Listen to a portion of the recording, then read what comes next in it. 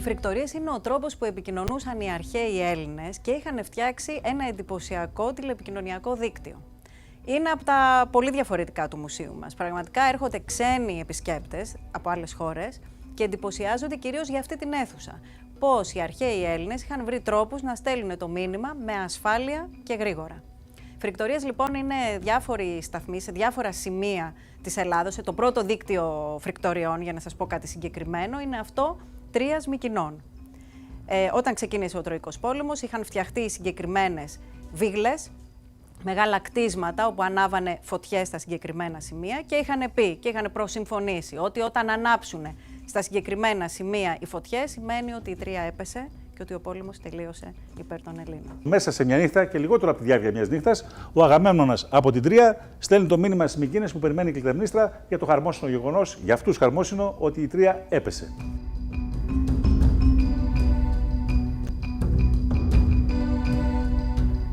Αυτό γίνεται με το σύστημα της φωτιάς που ανάβει διαδοχικά από το ένα σημείο στο άλλο.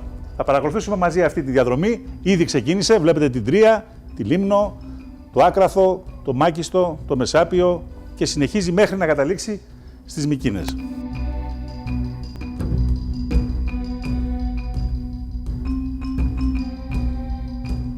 Ένα δίκτυο επικοινωνίας στην ουσία, ένα δίκτυο όπως τα δικά μας τα σημερινά και μάλιστα σταθερό. Ήταν δηλαδή για τη συγκεκριμένη διαδρομή.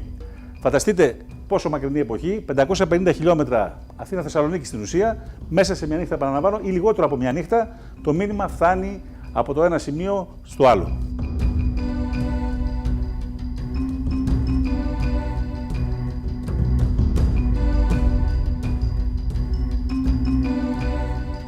Το σύστημα αυτό χρησιμοποιήθηκε αργότερα και από τους Βυζαντινούς. Εδώ, να πούμε μια πρόσθετη πληροφορία: ο Παλαμίδης είναι ο εφευρέτης αυτού του συστήματος εδώ στις φρικτορίες.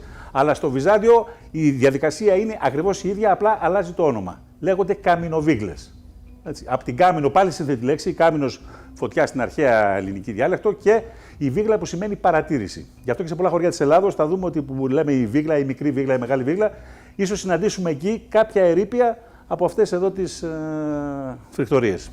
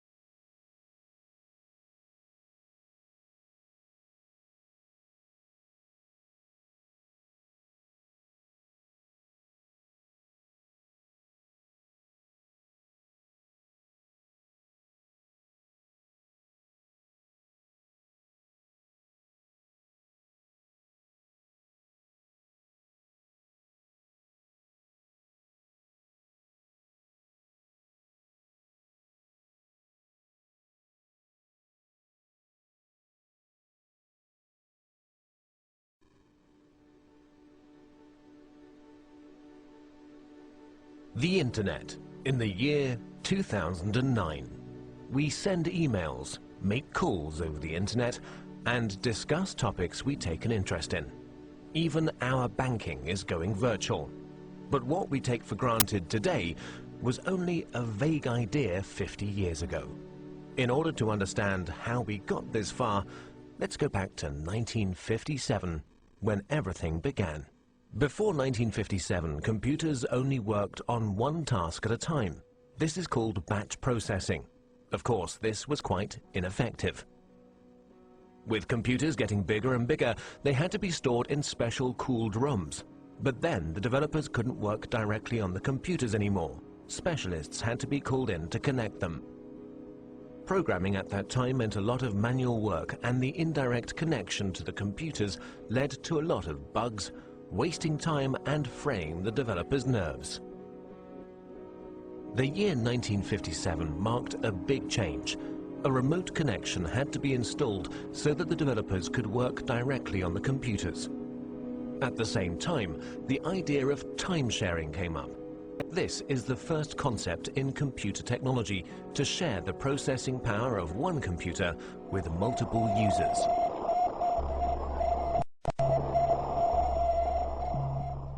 On October the 4th in 1957, during the Cold War, the first unmanned satellite Sputnik 1 was sent into orbit by the Soviet Union.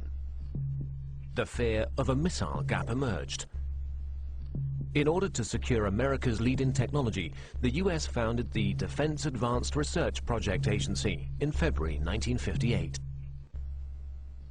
At that time, knowledge was only transferred by people.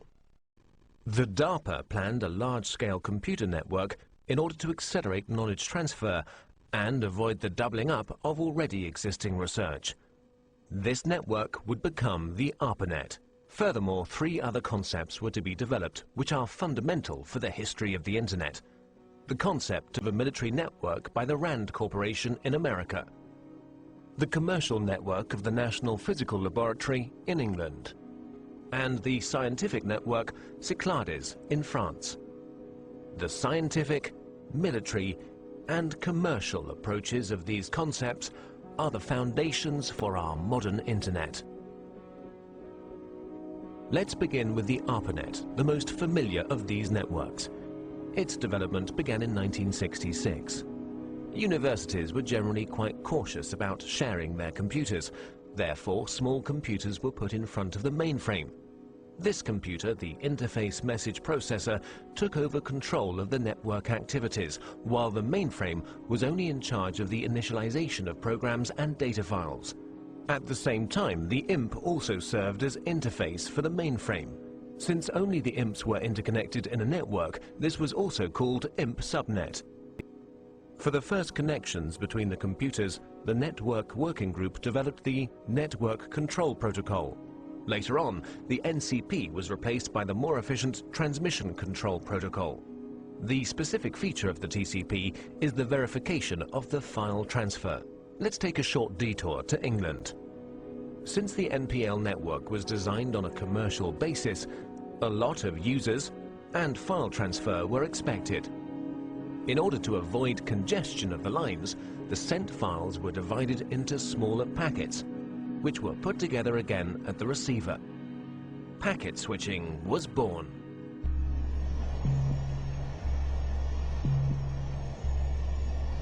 In 1962, American Ferret aircraft discovered middle and long-range missiles in Cuba, which were able to reach the United States. This stoked fear of an atomic conflict. At that time, information systems had a centralized network architecture. To avoid a breakdown during an attack, a decentralized network architecture had to be developed, which, in case of loss of a node, would still be operative. Communication still used to work through radio waves. That would have caused problems in case of an atomic attack. The ionosphere would be affected and the long-wave radio waves wouldn't work anymore. Therefore, they had to use direct waves, which, however, don't have a long range. A better solution was the model of a distributed network. Thus, long distances could be covered with a minimum of interference. Another milestone followed with the development of the French network Cyclades. Since Cyclades had a far smaller budget than ARPANET, and thus also fewer nodes, the focus was laid on the communication with other networks. In this way, the term Internet was born. Moreover, Cyclades' concept went further than ARPA's and the MPL's.